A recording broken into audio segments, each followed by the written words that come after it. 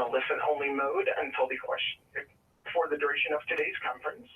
I would like to turn our call over to our speaker today, Mr. Patrick Shepard. Sir, you may begin. Good afternoon, and welcome to this Advanced Practitioner webinar on Legal Advisory 1703, Guidance on Executive Order 13770. To conduct our discussion today, we are joined by Rachel Dowell, Assistant Counsel, Monica Asher, Assistant Counsel, and Seth Jaffe, Chief of our Ethics Law and Policy Branch. We appreciate your attendance today, and we have a lot to cover, so we will go ahead and get started.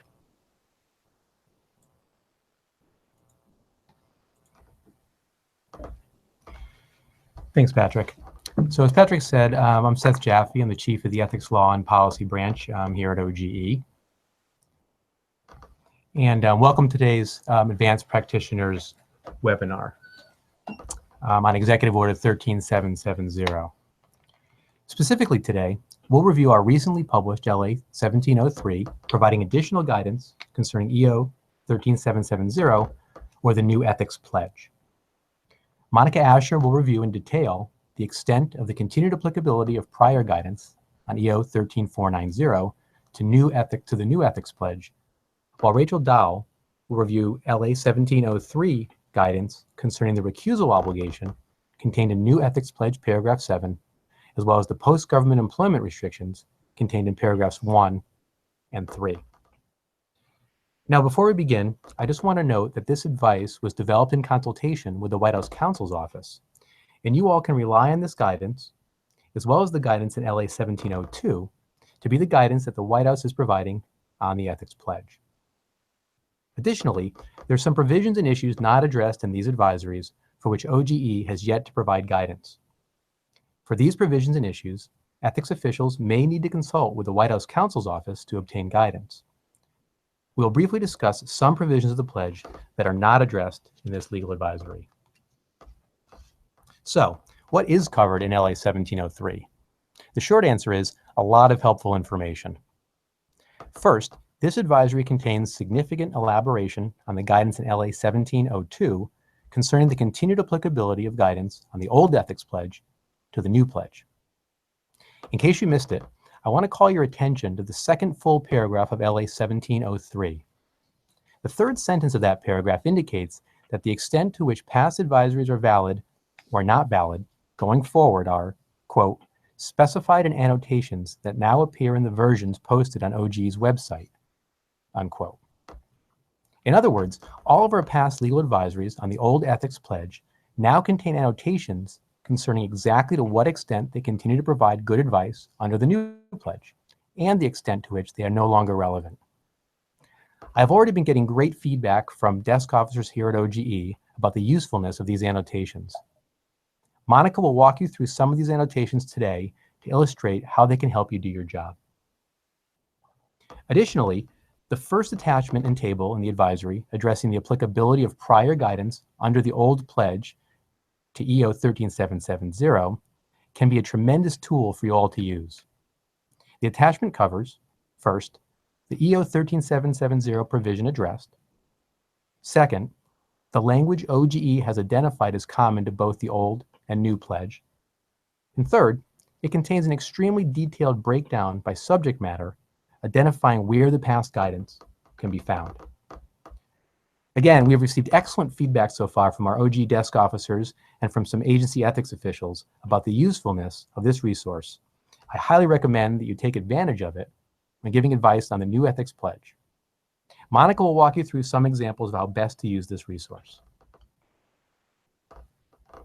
Next, the advisory addresses recusal obligations for incoming appointees who recently had been registered lobbyists. Specifically, the advisory provides a definition for and guidance concerning the scope of recusals for individuals who are required to recuse from official participation in the particular matter in which they lobbied within 2 years of appointment. As you know, this definition has been 8 years in the making. Rachel will briefly discuss why defining specific issue area became more relevant under this new ethics pledge, and she will walk you through its application. Rachel will then discuss in some detail the post-government employment restrictions contained in paragraphs 1 and 3 of the new ethics pledge. At first, it might appear that these restrictions are merely a restatement of the restrictions in paragraph 5 of the old pledge, but they're actually quite different. The restrictions apply not to lobbying, but to lobbying activities. In contrast to the old pledge, this does not require the former appointee to register as a lobbyist for the restrictions to apply. In addition, these restrictions state that the former appointee cannot engage in lobbying activities with respect to that agency, paragraph 1, or with respect to covered executive branch officials or non-career SES, paragraph 3. Now, I'd like to make an important point here. Note that the language with respect to is unique to the new ethics pledge. Therefore, OGE does provide interpretive guidance of this term in LA 1703. However, the remainder of these post-government employment restrictions are based on definitions contained in the Lobbying Disclosure Act, or the LDA. Therefore, while OGE is providing citations to the LDA in this advisory, we are not providing any interpretive guidance on the application of the LDA. We did, however, include another terrific attachment to this legal advisory summarizing the interpretation of with respect to, as well as detailed citations to relevant provisions of the LDA. So, what does this mean to you as an ethics official? It means that you can direct an appointee to the provisions of the LDA that appear to apply to a particular situation, but you cannot give authoritative advice as to whether the activity would or would not be prohibited based on an interpretation of the LDA. So, for example, let's say that an appointee asks you whether, after she leaves government, she'll be prohibited under paragraphs 1 or 3 of the new ethics pledge from making a particular type of communication. At this point, you can guide the appointee to the attachment to LA 1703. You can even highlight for the appointee any particular LDA provision that you think might be particularly relevant to her situation. However, if after looking at the attachment or the LDA, the appointee wants to know whether her proposed communication meets one of the LDA's 19 exceptions, you would not be able to give the appointee a definitive answer, since the interpretation of the LDA statute is not within the jurisdiction of OGE or ethics officials. Finally, you might want to refer the appointee to LDA guidance on the House website at http://lobbyingdisclosure.house.gov. In any event, Rachel will review paragraphs 1 and 3 in more detail, and she'll also review this point again toward the end of the webinar. So, what is not covered in LA 1703? First, although OGE has received many questions concerning Section 3 of the new Ethics Pledge addressing the issuance of pledge waivers, this section is not addressed in LA 1703. Next, LA 1703 does not address paragraph 4 of the new Ethics Pledge, restricting the ability of former appointees from engaging in activities that would require the former appointee to register under the Foreign Agents Registration Act of 1938. Additionally, LA 1703 does not address paragraph 8, where appointees agree to make hiring decisions and other employment decisions based on employees' qualifications. And finally, we've been asked by many agencies about whether the provisions of the old Ethics Pledge contained in EO 13490 are still applicable to former Obama appointees who left the government prior to January 20th, 2017. Specifically, agencies often want to know whether the extension of 18 U.S.C. 207C restrictions from 1 to 2 years, under paragraph 4 of the old pledge, continue to apply to these former appointees. This issue is not addressed in LA 1703, but there are ongoing consultations on this issue. For questions that implicate these provisions, sections, and issues arising under the new Ethics Pledge, you may need to consult with the White House Counsel's Office directly to obtain guidance. However, OGE plans to continue consulting with the White House going forward and to provide further guidance as appropriate. Now, I'll hand the webinar over to Monica Asher, who will review the annotations explaining the continued application of our legal advisories interpreting EO 13490 to the new Ethics Pledge. Additionally, Monica will illustrate ways to use the first attachment to LA 1703 to your best advantage when giving advice to appointees.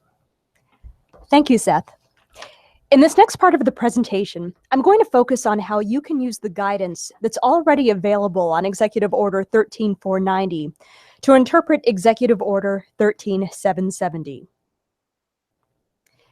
In Legal Advisory 17-02, which was the first advisory that OGE issued on the new ethics pledge, we stated that with respect to Executive Order 13770, ethics officials and employees may continue to rely on OGE's prior guidance regarding Executive Order 13490 to the extent that such guidance addresses language common to both orders.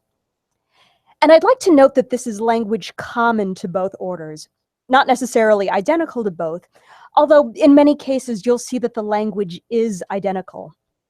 However, there are other cases in which there is really no substantive difference between the two.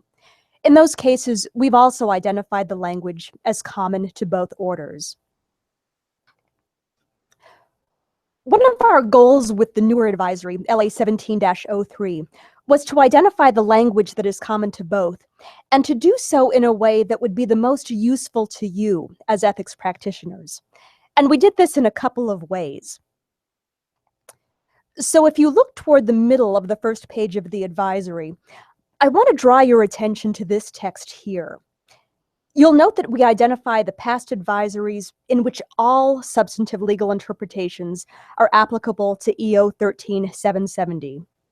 And we also identify which of OGE's past legal advisories remain valid in part. And we do this through annotations that appear on the earlier advisories. So for example, this is Diagram 09-010. It discusses who is required to sign the ethics pledge. This was a very comprehensive and useful advisory when it was written in 2009. And the good news is that all of the substantive legal interpretation in the advisory is applicable to EO 13770. There are other legal advisories that are only valid in part. For example, Diagram 09-011 discusses the revolving door ban for appointees entering government. This was paragraph 2 in the previous ethics pledge, and it's paragraph 6 in the new pledge. All of the substantive legal interpretations in the advisory pertaining to paragraph 2 of the former pledge are applicable to paragraph 6 in the new pledge. However, the advisory also discusses waivers of the ethics pledge. And because the waiver language is not the same between the two executive orders, the substantive legal interpretations that pertain to waivers will not apply to Executive Order 13770. The last example that I'd like to draw your attention to is Diagram 10-004. The advisory discusses two of the post-employment restrictions of the prior pledge and is presented in the form of frequently asked questions. These post-employment restrictions are not quite the same as corresponding post-employment restrictions in the new ethics pledge.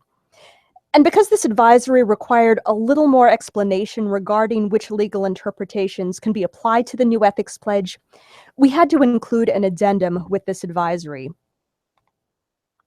The addendum then goes question by question and explains which legal interpretations are applicable to the new pledge, which are applicable in part, and which are simply not relevant to the new pledge. Now I want to take a brief look at the legal advisories section of OGE's website. What you're looking at is a list of many of the legal advisories that we issued in 2009. And you'll note that many of them pertained to the prior ethics pledge. This list is going to help you as well, because you're going to see that we've identified which of the old advisories have annotations that address the new ethics pledge. For example, this is the listing for Diagram 09-010, which I had shown you earlier. You'll know that the advisory contains an annotation because we've included a note that references legal advisories 17-02 and 17-03, which are the two advisories on the new ethics pledge. All of the advisories that have been annotated will have this note in the listing. And you'll see that there are quite a lot of them that contain these annotations, at least among this particular group of advisories from 2009. The second way that we've identified language common to both is through a chart that we've included as a 2-page attachment to Legal Advisory 17-03. But before we get to the chart in detail, I want to show you some examples of language that are common to both. So for example, you'll see that paragraph 6 of the new ethics pledge is identical to paragraph 2 of the former pledge. And OGE had issued some very useful guidance on the terms found in the former pledge paragraph 2. So for example, we have advisories that discuss particular matter involving specific parties, directly and substantially related to, former employer, and former client. The good news, of course, is that where you have language that's common to both executive orders, you can rely on the guidance that OGE previously provided on Executive Order 13490 and apply it to the corresponding language in Executive Order 13770. So, for example, you can rely on the guidance that we issued on former clients in the old paragraph 2 and apply it to former clients in the new paragraph 6. So now I'm bringing up the definition of appointee in both executive orders. And if I were to have you read both definitions, you'll see that they're almost identical. So what's different? The current executive order states that appointee means every full-time non-career appointee. Executive Order 13490 stated that appointee shall include. But apart from that slight difference, the rest of the two definitions are identical. Again, where there is no substantive difference in the language, OGE has identified the language as being common to both executive orders. And so we say that the language used for the definition of appointee is common to both orders. Going back to our chart then, what the chart does is that it provides an index that first identifies common language and second directs the reader to advisories that provide guidance on that language. Here, I've provided an excerpt of the chart that addresses the requirement that every appointee shall sign an ethics pledge. Going back to our definition of appointee, you'll see that the chart identifies that definition as language that is common to both executive orders, and it also provides citations to where that language is found in each executive order. We've then identified advisories in which we've opined whether certain categories of employees are considered appointees for the purpose of signing the ethics pledge. So, for example, if you want to find out whether special government employees are required to sign the pledge, you would find that information in diagrams 09-005 and 09-010. And as you probably know, they are not required to sign because they are not considered to be full-time. Similarly, if you want to find out whether IPA detailees are required to sign, you would look in diagram 09-020. And they're not required to sign either. Last, I want to note that the categories are pretty comprehensive. So if we haven't included something in a bullet, it's probably not a substantive area that we've given advice on. And now I'm going to turn it over to Rachel for the next part of the presentation.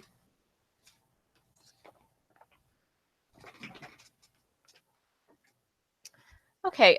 Next, I'm going to discuss the two other topics addressed in LA 1703. First, I'll talk about the recusal obligations in paragraph 7, including what the term specific issue area means. And then I'll go over the two post-employment lobbying activity restrictions found in paragraphs 1 and 3. So starting with paragraph 7, this is a restriction on incoming appointees, specifically incoming appointees who are registered as a lobbyist in the 2 years prior to appointment. And this paragraph requires a 2-year recusal from participating in any particular matter on which the incoming appointee lobbied in the 2 years before government, and from participating in the specific issue area in which that particular matter falls. Now that's a lot to digest, so let's walk through each element with some examples from our hypothetical new employee. So let's say you have a new appointee at your agency who just signed the ethics pledge. He's now seeking guidance on what the restriction in paragraph 7 means for him. Now, the threshold question you want to ask is whether he was a registered lobbyist in the 2 years before his date of appointment. If not, then there are no paragraph 7 restrictions. And this paragraph is probably not going to apply to the vast majority of your incoming appointees. Of course, there are other incoming employment restrictions in the pledge, but if the incoming appointee was not a registered lobbyist, then no paragraph 7 restriction. On the other hand, if your incoming appointee was a registered lobbyist, then he is going to have these additional restrictions. An ethics official should ask this question early and gather additional information from the appointee to figure out what his recusals, if any, will be. And to do that, you need to determine what particular matters the appointee, who was a registered lobbyist, lobbied on during the 2 years prior to appointment. And that's because paragraph 7 provides that our new appointee may not participate in any particular matter on which he lobbied, and he may not participate in the specific issue area in which that particular matter falls. Now, there was some question as to what it means to participate in the specific issue area in which that particular matter falls. And that's because this term is not one that is defined in the executive order or in the Lobbying Disclosure Act. And just a little background, this restriction was in the last ethics pledge, EO 13490, but it was not defined in that executive order either, and OGE did not issue guidance on this term. And that might be because it was not as relevant in the last executive order. As you might recall, EO 13490 also contained a prohibition on hiring lobbyists at the agency they lobbied. So oftentimes, this specific issue area recusal question was moot. But this time around, there is no outright bar on employment of lobbyists in EO 13770. So figuring out what specific issue area means has much more relevance this time around. And it is something we provide guidance on in LA 1703.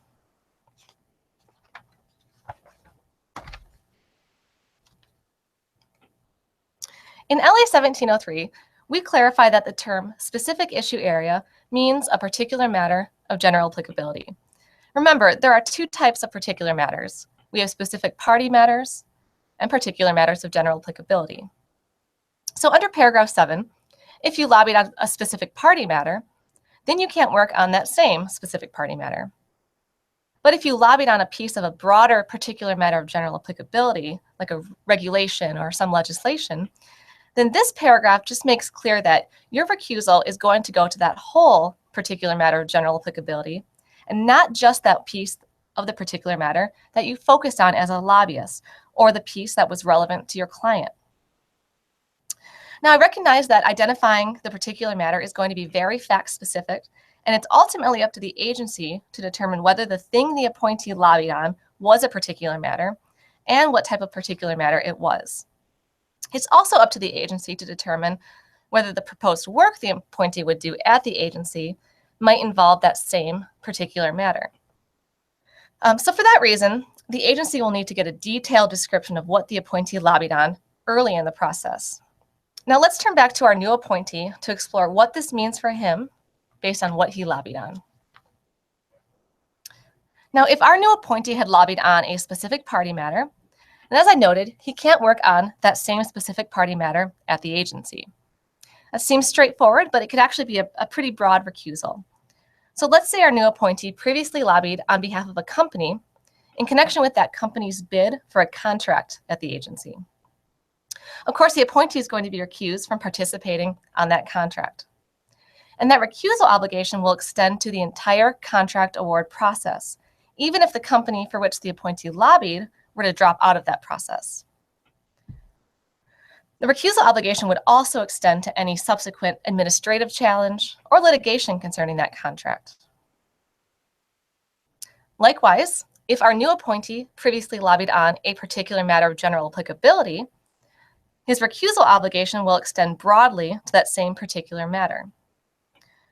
For example, let's say our new appointee lobbied on a proposed regulation that sets safety standards for trucks on interstate highways. Even if his lobbying was limited to a specific section of the proposed regulation that just affected his client, his recusal obligation will extend to the whole particular matter, not just that section on which he lobbied. In the LA, we explain that he must recuse for 2 years from development and implementation of the entire regulation, subsequent interpretation of that regulation, and application of the regulation in individual cases.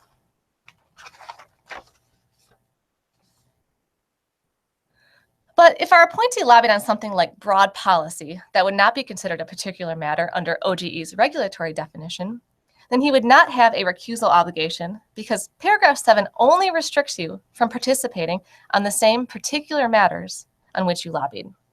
So for example, if our new appointee previously lobbied on an IRS amendment that would affect all taxpayers, then we know that based on OGE's examples, that this type of matter is not a particular matter. So the appointee would have no recusal obligation in that case. So now that we know what our new appointee needs to be recused from, the final thing to mention is that his recusal will last for 2 years after the date of his appointment. And finally, as I mentioned earlier, this is not going to be the only pledge restriction for our incoming appointee. So I just want to leave this section off with a reminder that there is an additional restriction in paragraph 6, where you don't have to be a registered lobbyist for it to apply. And this is our restriction on participating in particular matters involving specific parties related to former employers or clients. And it's the same restriction in old paragraph 2 in EO 13490. So as Monica mentioned, all of our old paragraph 2 guidance is still good for that. Now moving on, LA 1703 also provided guidance on the pledge's post-government employment lobbying activity restrictions found in paragraphs 1 and 3. Now there are actually 4 post-employment restrictions in the pledge, but I'm only going to focus on 2 of them today, paragraphs 1 and 3, which both deal with post-employment lobbying activities. Paragraph 2 is merely a commitment to abiding by the existing cooling off restrictions for senior appointees in 18 U.S.C. 207C, so nothing new there. And paragraph 4 deals with activity that falls under the Foreign Agents Registration Act, which we're not providing guidance on at this time. So with that in mind, let's say that our same appointee is now leaving government, and he's seeking advice on what his post-employment restrictions are under the pledge.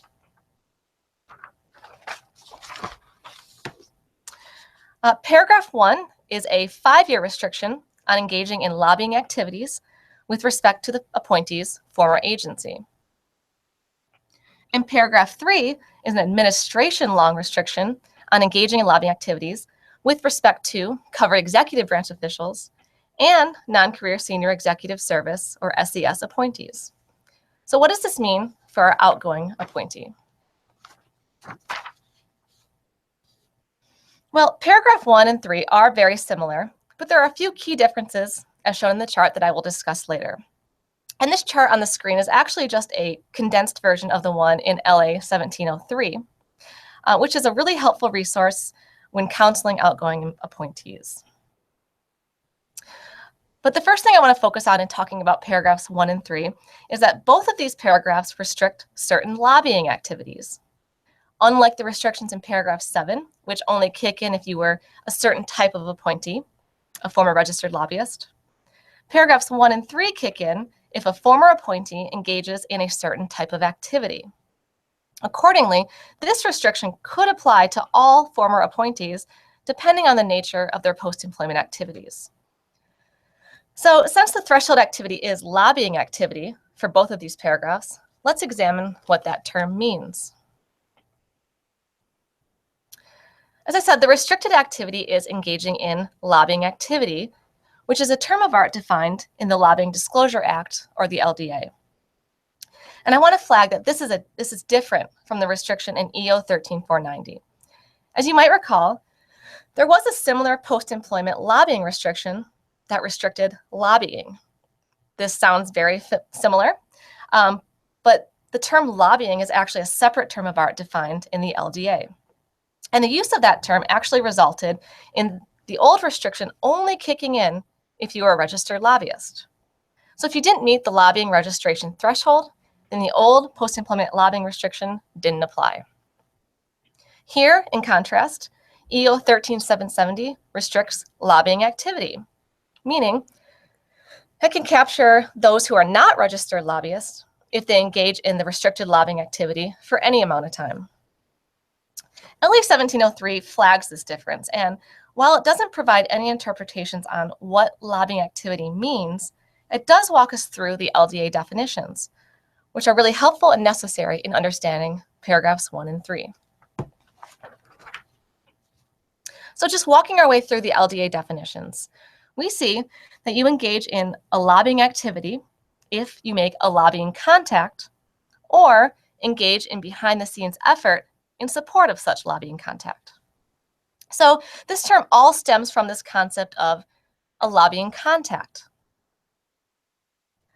A lobbying contact, in turn, is also defined in the LDA as a communication with covered executive branch or legislative branch officials on behalf of a client for compensation. And there are also 19 exceptions in the LDA and a few additional ones stated in the text of the executive order.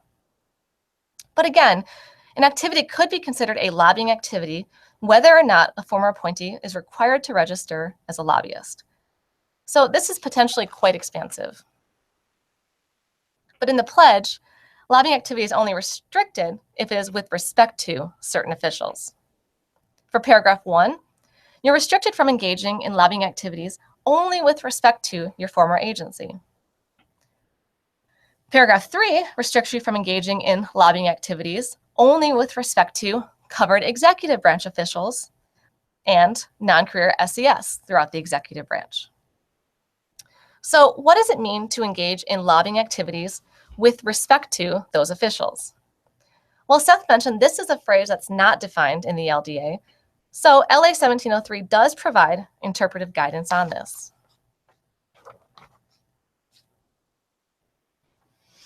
For paragraph 1, we deem with respect to that agency to mean that only the following types of lobbying activities are restricted. 1, a communication to a covered executive branch official at the appointee's former agency. And that's going to include those high-level appointees at your agency if they are listed in the LDA. It's also going to include your Schedule Cs. This is also with respect to a lobbying activity is with respect to your agency if it's also efforts in support of that communication. So how do we get there? Well, remember, a lobbying contact is defined as a communication to a covered executive branch official or a covered legislative branch official. So by virtue of that definition, the group of officials you're restricted from contacting is a limited class of people already. And because the pledge limits your activities only to those contacts with respect to your agency, LA 1703 interprets that to mean only communications with covered officials at your agency. In other words, with respect to does not mean concerning your agency. It means a communication with covered officials at your agency. As a result, lobbying contacts with covered legislative branch officials, for example, are not considered with respect to your agency, even if the communications happens to be concerning your former agency. Because again, they're not communications with those covered officials at your agency. Similarly, for paragraph 3, we deem with respect to certain officials to mean that only the following types of lobbying activities are restricted. 1, a communication to any covered executive branch official or any non-career SES throughout the executive branch. And 2, efforts in support of such a communication.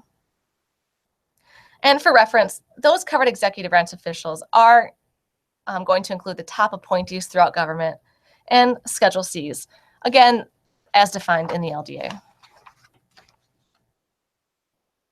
So you may have noticed that paragraph 3, which restricts lobbying activity with respect to covered officials throughout government, seems to consume the paragraph 1 restriction with respect to covered officials at your former agency. And for most former appointees, that's going to be the case.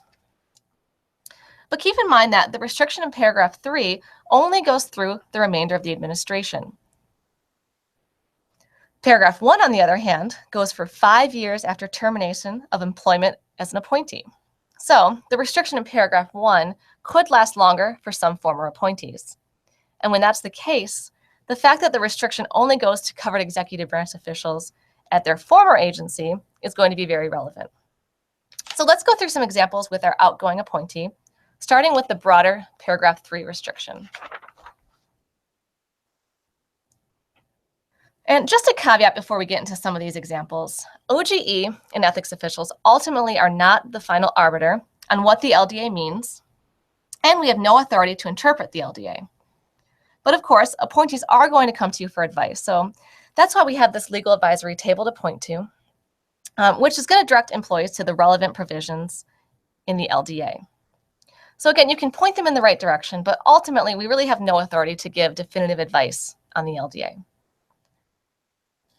With that being said, let's say that our outgoing appointee has come to you for his post-employment briefing, and he has some questions about how the pledge is going to affect his post-employment activities. And in these scenarios, let's assume that it's still during the administration, such that paragraph 3 is going to apply. And remember, paragraph 3 restricts your former appointee from engaging in lobbying activities with respect to covered executive branch officials and non-career SES throughout the executive branch for the remainder of the administration. Now, let's say that our appointee wants to know whether he'll be able to write to various executive branch officials to seek support for his future clients' research. Can he do this?